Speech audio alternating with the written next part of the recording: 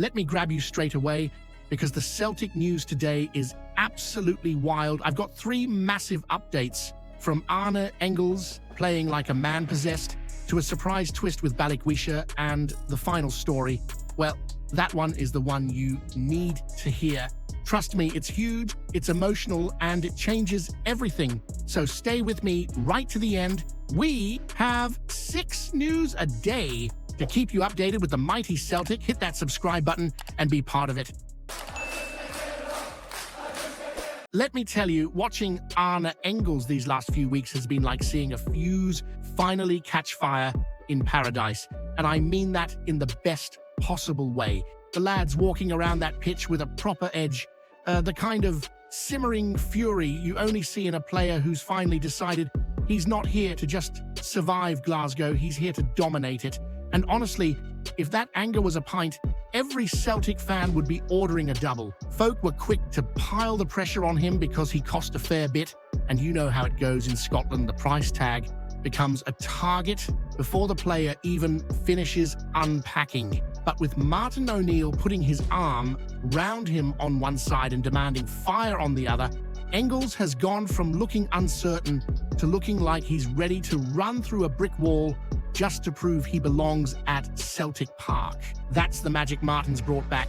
Players rediscovering their bite, their pride, that energy you can feel even from the top tier.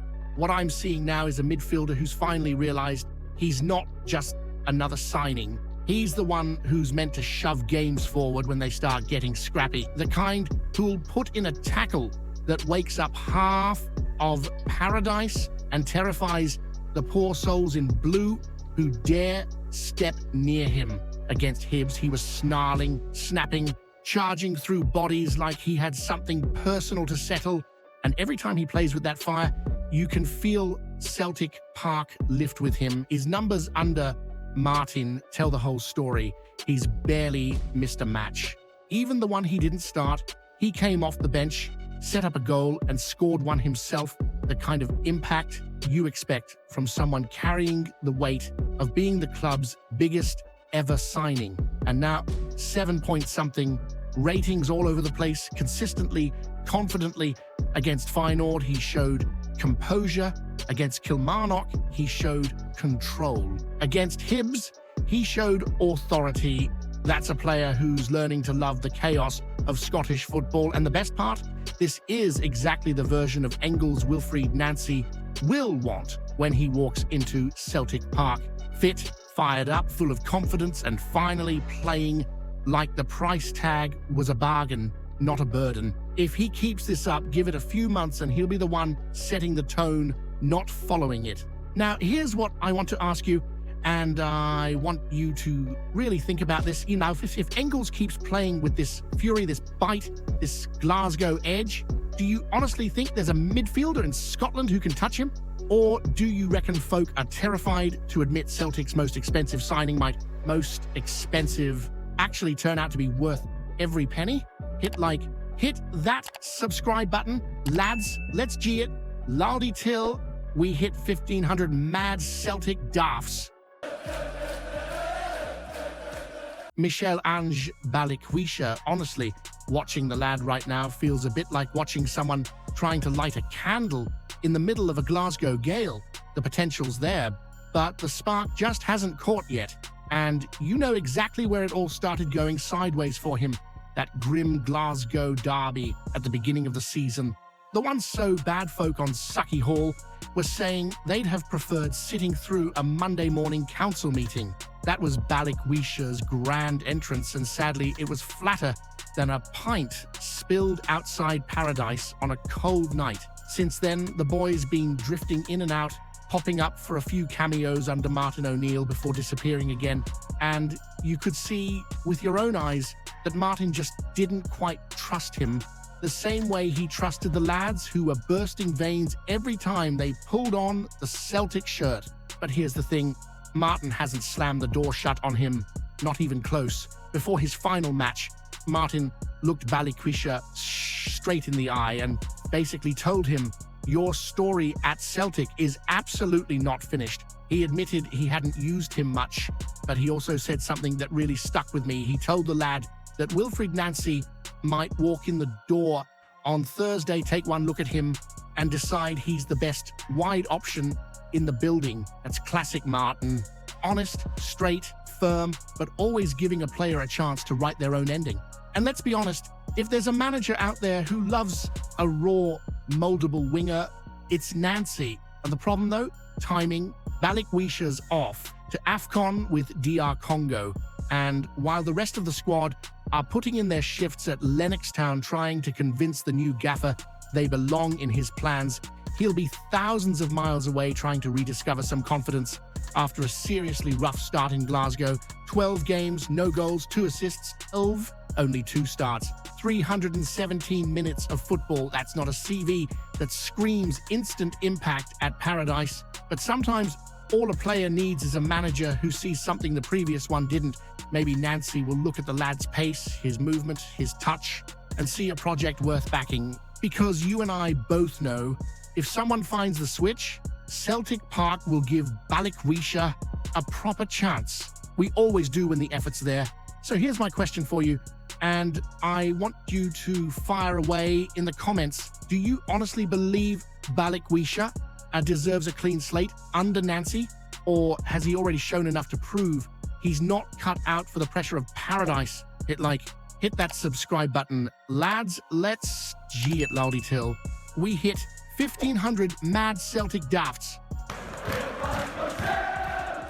Martin O'Neill, honestly, thinking about the man's legacy at Celtic is like standing inside Paradise on a crisp winter evening, looking around and remembering exactly why this club means what it does. You feel it in your chest before you ever put it into words. Folk talk about eras, golden generations, managers who shaped identity. But Martin didn't just shape Celtic. He restored the club's pride, its swagger, its belief, and its place at the top of Scottish football when things had gone stale enough to make even the pigeons on Sucky Hall look depressed.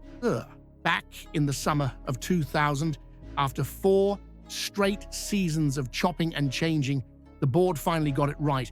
Martin O'Neill walked through the door and everything lifted.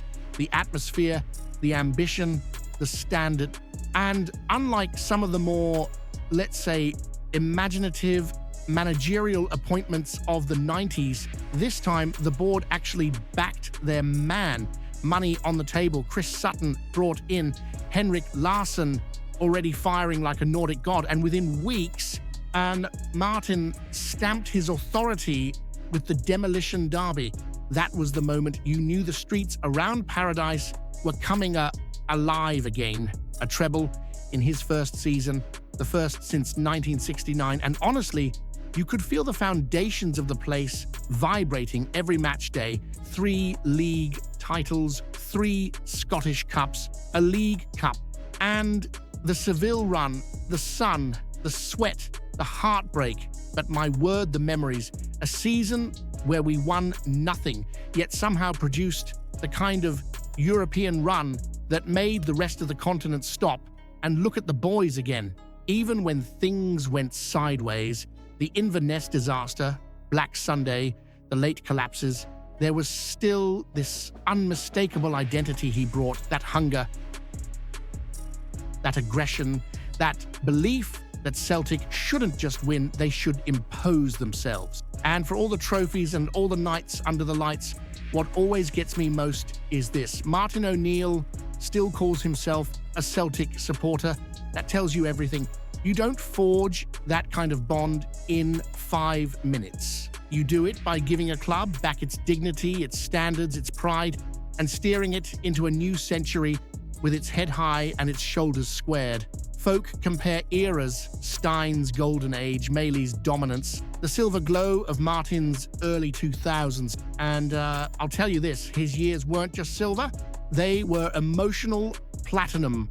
He took a club battered by the 90s and made it feared again. He made Paradise roar again. And even now, as he steps away after his interim spell, you see the emotion on the support's faces because the man is woven into the fabric of this club. So let me ask you something that'll stir a proper debate. Do you honestly think anyone who comes after him, Nancy included, can ever live up to the standard Martin O'Neill set at Celtic? Or have we already seen the last truly iconic manager of the modern era? Hit that subscribe button. Lads, let's gee it loldy till we hit 1,500 mad Celtic dafts.